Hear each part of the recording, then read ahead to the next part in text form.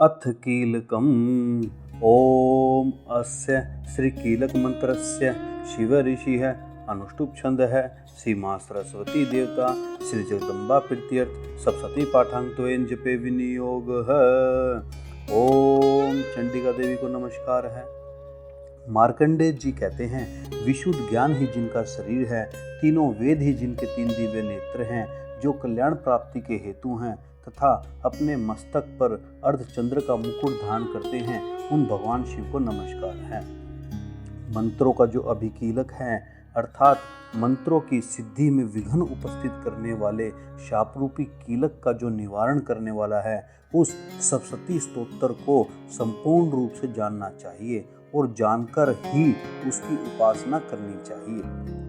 यद्यपि सप्तशती के अतिरिक्त अन्य मंत्रों के जप में भी जो निरंतर लगा रहता है, वह भी कल्याण का भागी होता है। उसके भी उच्चाटन आदि कर्म सिद्ध होते हैं तथा उसे भी समस्त दुर्लभ वस्तुओं की प्राप्ति हो जाती है। तथापि जो अन्य मंत्रों का जप न करके केवल इस सप्तशती नामक स्तोत्र से ही देवी की स्तुति करते हैं, उन्हें स्तुति मात्र से ही सच्चिदानंद स्वरूपिणी देवी सिद्ध हो जाती है। उन्हें अपने कार्य की सिद्धि के लिए मंत्र, औषधि तथा अन्य किसी साधन के उपयोग की आवश्यकता नहीं रहती। बिना जप के ही उनके उच्चाटन आदि समस्त अभिचारिक कर्म सिद्ध हो जाते हैं। इतना ही नहीं, उनकी संपूर्ण अभिष्ट वस्तुएं भी सिद्ध होती हैं। लोगों के मन में यह शंका थी कि जब केवल सप्तशती की उपासना से अथवा सप्तशती को छोड़कर अन्य मंत्रों की उपासना से भी समान रूप से सब कार्य सिद्ध होते हैं, तब इनमें श्रेष्ठ कौन सा साधन है। लोगों की इस शंका को सामने रखकर भगवान शंकर ने अपने पास आए हुए सभी जिज्ञासुओं को समझाया कि यह सप्तशती नामक संपूर्ण स्तोत्र ही सर्वश्रेष्ठ एवं कल्याणमय है। तदंतर भगवती चंडिका के सप्तशती नामक स्तोत्र को महादेव जी ने गुप्त कर दिया।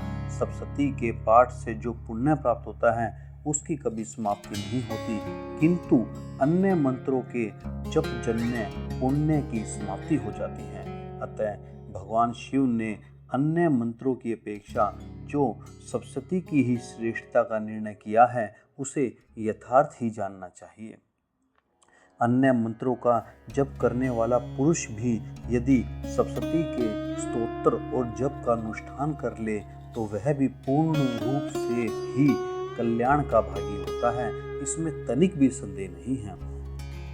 जो साधक कृष्ण पक्ष की चतुर्दशी अथवा अष्टमी को एकाग्रचित होकर भगवती की सेवा में अपना सर्वस्व समर्पित कर देता है और फिर उसे प्रसाद रूप से ग्रहण करता है, उसी पर भगवती प्रसन्न होती है, अन्यथा उनकी प्रसन्नता नहीं प्राप्त होती।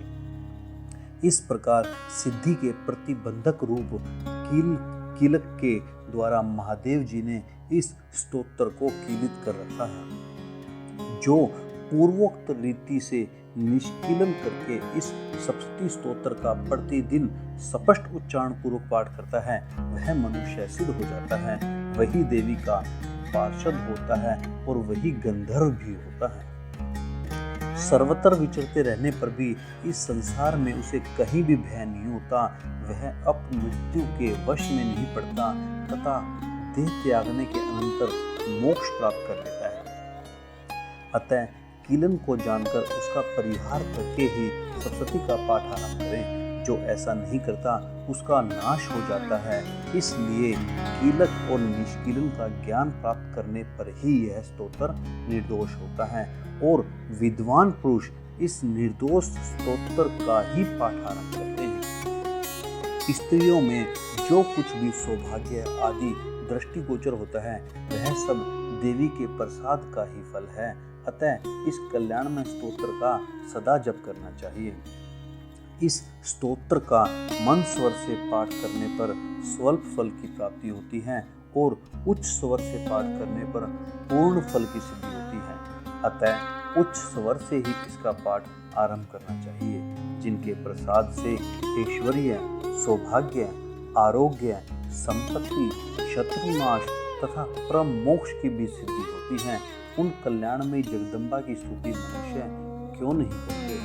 जगदम जगदम जगदम। अब अंत में आप सभी भक्तजनों से अनुरोध है कि अगर आपको वीडियो अच्छी लगी है तो प्लीज़ लाइक, कमेंट व अपने मित्रों के साथ शेयर करना बिल्कुल न भूलें। और हाँ, जाते जाते चैनल को सब्सक्राइब कर और बेल आइकन को ज़रूर प्रेस करें ताकि भविष्य में आने वाली हमारी सभी वीडियो का नोटिफिकेशन आपको सबसे पहले मिलता रहे।